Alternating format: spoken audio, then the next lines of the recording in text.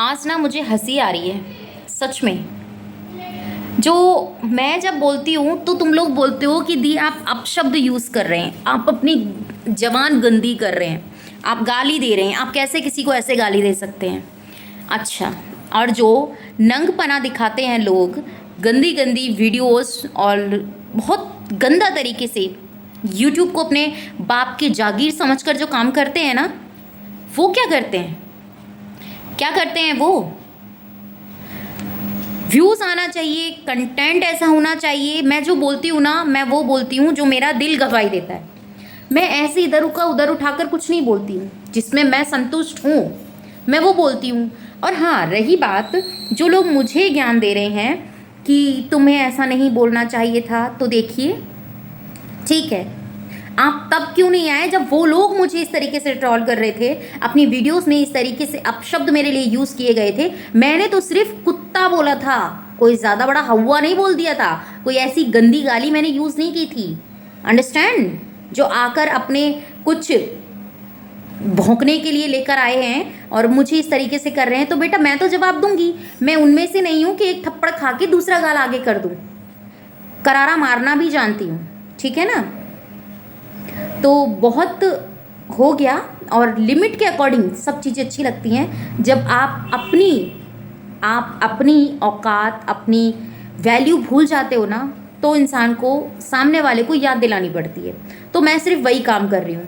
और कुछ लोगों का कमेंट था कि आप दूसरों के घर में जाकर झांकती हैं, आप क्या उनके घर जाकर काम करके आती हैं? तो मैडम और बेटा, आंटी जी बोला था ना, तो बेटा सुन, मैं दूसरों के घर नहीं जाती। जैसा तुम मेरी वीडियोस को देखकर कमेंट छाप कर जाते हो ना, मैं भी वही करती हूँ। फ़र्क कितना है, मैं वीडियो बनाती हूँ, तुम्हारी तरह चीप और गंदे वाहियात वर्ड कमेंट सेक्शन में यूज़ नहीं करती हूँ। अंडरस्टैंड? जो मुझे बोलना होता है वो बिंदास तरीके से बोलती हूँ। भैया हक है, सबको बोलने का हक है, तुम्हें हक है, तुम्हें लिखने का हक है, तुम्हारा हक तो किसी ने नहीं छीना ना। फिर क्यों तुम सही और मैं गलत कैसे? अब ये तरुणा चुप रहकर, सहमी हुई, डरी हुई, रोंदू तो शायद अब आपको नहीं दिखेगी। उसके पीछे बहुत बड़ी वजह है। क्योंकि जो इंसान, मुझे किसी ने कहा था कि जितना तुम अपने आप को रोगी या अपने आप को मतलब कुछ भी पेन परेशानी कुछ भी अपने ऊपर महसूस करोगी, तो उसका हर्जाना सिर्फ तुम्हें ही भुगतना पड़ेगा।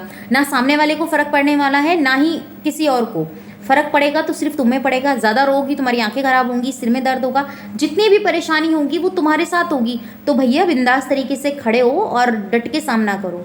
ऐसे कुत्तों को जवाब देना बहुत ज़रूरी है, क्योंकि इनको सिर्फ हड्डी की महक सुंघाई देती है और इन्हें कुछ नहीं समझ में आता। और इन लोगों के लिए जो आए हैं ना, जिन लोगों को ये लगता है कि अब तरुणा बोल रही है बेटा, अब तो मतलब बहुत जवान आ गई है और ये सब चीज़ें हैं, समझ में नहीं आता, कुछ भी बोले चले जा रही है। तो कुछ भी बोलने का मतलब भी पता है और क्या बोलना है क्या नहीं बोलना है ये भी पता है।